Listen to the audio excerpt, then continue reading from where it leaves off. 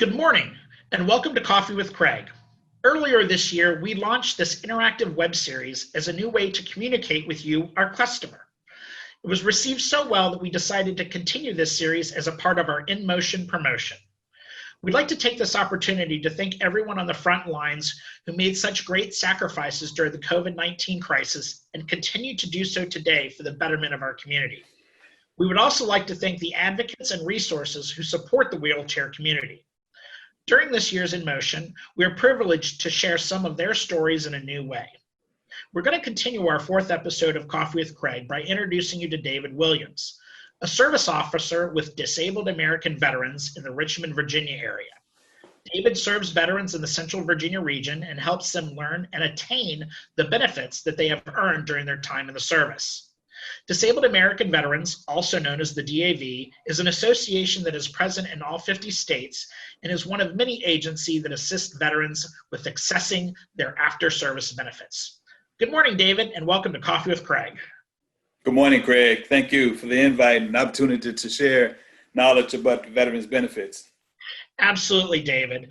So can you start off by sharing a little bit about yourself and what led you to volunteering as a service officer for the DAV?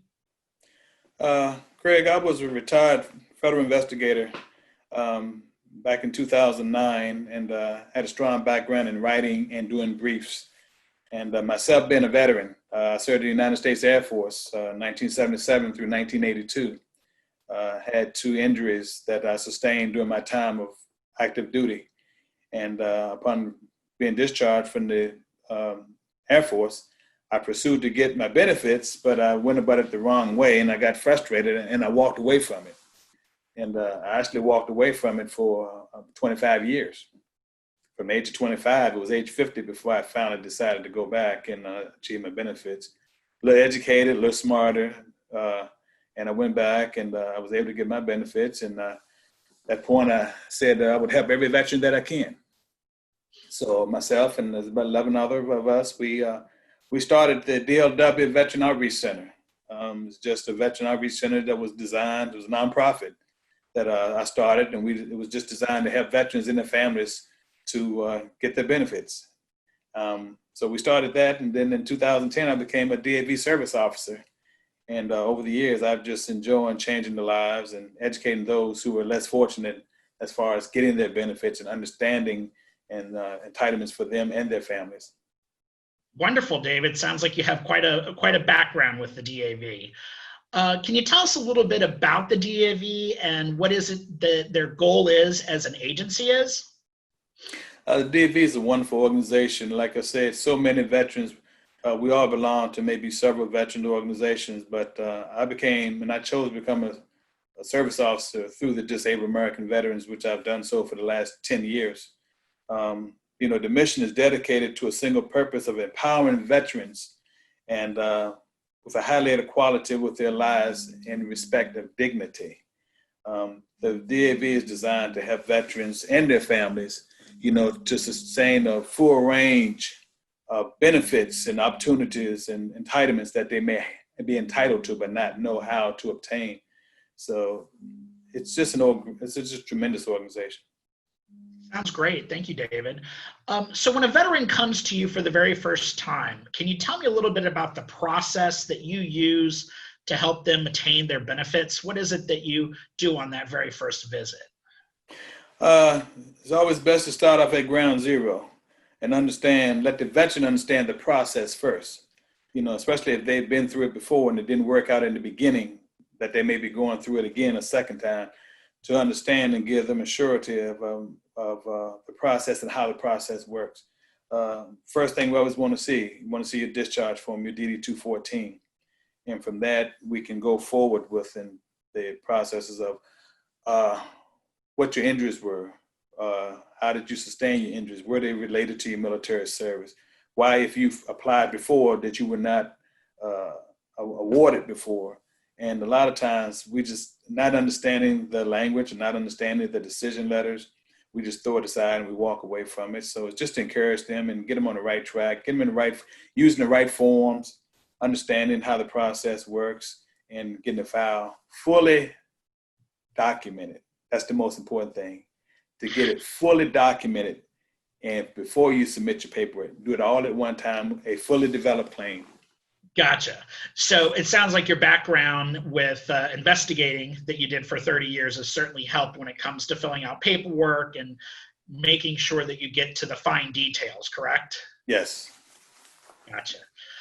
Now, I know that you serve veterans with all types of disabilities, but what are some of the benefits that you recommend to a vet who uses a wheelchair as their primary form of conveyance? Those who have loss of use, as we call loss of use, any veteran that has a loss of use, the most important thing, and I tell all of them, is to have a good relationship with a social worker or whoever your social worker may be assigned to you at the VA. That's most important. Also, the supporting, documentation from your treating physicians. A lot of times when it comes to, veterans and want to go through the process of loss of use, and especially if they're filing for wheelchairs or vehicles, they have to understand one most important thing, that every case is different. Everybody's different. Nobody is, it's not like it's under one umbrella. Just because this person got a van, you should be entitled to a van. That person may be entitled to a van, but yet you may be entitled to, modified vehicle or apparatus to assist you, a wheelchair, a motor scooter or something to that effect. That's the part that we have to, the VA determines the use and how they can accommodate you with adaptive devices. So you can't get frustrated. It's a little bit by little bit that you have to walk through the process to make it work for yourself. Gotcha. So since we're talking about wheelchair accessible vehicles, I know that's part of our relationship that we have. There's two specific forms that I think a lot of veterans need to know about, and maybe you can explain what each one is. The first one's a 4502, and of course the second one is a 1394. Can you tell me a little bit about what each of those forms do for veterans? Well, the 4502 is one of your main forms that you use as far as everybody who's looking for, let's just say transportation, adaptive transportation. As I suggested before, make sure that you have clear understanding and get the support of not just from the service officer, but get the support from the agency, meaning the VA. Social workers can help you quite a bit, and a lot of veterans do have social workers assigned to them, but they don't choose to use their social worker for what apparent reason. The PVA, Paralyzed Veterans Association, they're very big, very strong also in assisting veterans to, complete the documents. The 4502 is the completed process. But this book right here, as you see, this is the Holy Bible right here about benefits. And I'm going to hold it up nice and close. And as you see how thick it is. So everything that's involved with processing of claims, all the federal regulations relating to, claims, benefits are enclosed in this manual right here. This veteran's and this is what the VA uses as their guidelines. So we as service officers have to familiarize ourselves with this manual, as well as, to process claims and to assist the veterans. The 4502, it may seem kind of complicated, both forms. I mean, it's, you got to realize a veteran, you're getting a vehicle, and everybody may not have entitlement to a vehicle, and that's where they get frustrated with sometime and they walk away from the paperwork. But you have to take your time. The same way that when we're doing a claim, we take our time, we go through this manual, you have to take your time with the paperwork. Those 4502s, 1394s, they take time. And that's one thing that we got to be respectful of. It takes time to go through the manuals, but you got to make sure, as I say, make sure everything is fully documented and you have the supporting documentation from your treating physicians. Gotcha. Yeah, very important to do paperwork. And again, we deal with both those forms on a daily basis as well. Finally, I wanted to just ask, I know that COVID-19 has changed much of the way that we do business and interact with one another. What changes have you seen at your agency and how have you been able to adapt? What have you also seen at the VA? Let's just say caution, concern. Everybody at this point, has been very cautious about COVID-19. As you see, I'm here at my home, talking with you. And outside of my door, and from the time I leave outside of my door, a mask goes on my face, no matter where I'm going. At the VA, they've been doing a lot of telehealth counselings. A lot of appointments have been over the internet. I think since March, I've only been to the VA twice that I had to go, and I go every month.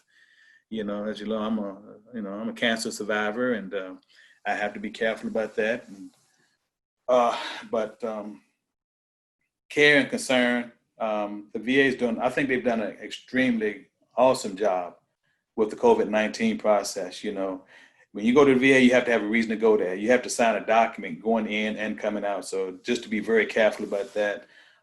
They reduce as much traffic as they can to people coming in and out of the VA right now. Same thing with our DAV offices. We've been closed. You know, my nonprofit organization, we've been closed since March, not knowing what's going to take place, but it's all about the concerns. So we're doing a lot of things now just over the phone, just as what I'm doing with you right now, a Zoom meeting. It's just caution is everything right now. Gotcha. That's very, very important for everyone to know. I want to remind everyone who's watching this at home, if you're looking for a local DAV office near you, the best place to go is www.dav.org. David, I want to thank you for your time today, as well as sharing how the DAV can help veterans living with a disability access the benefits that they are entitled to. I know that our audience also appreciates your insight into services they may well need. We will continue our Coffee with Craig series in 2 weeks when we meet Hillary Muhlenberger, current reigning Miss Wheelchair America 2020. She will tell us about Miss Wheelchair competition and how women across the country can compete. Have a great day. Thank you. Thank you, Craig. Absolutely, David. My salute to all veterans. Absolutely. And thank you very much for your service as well, David. We appreciate it. Thank you.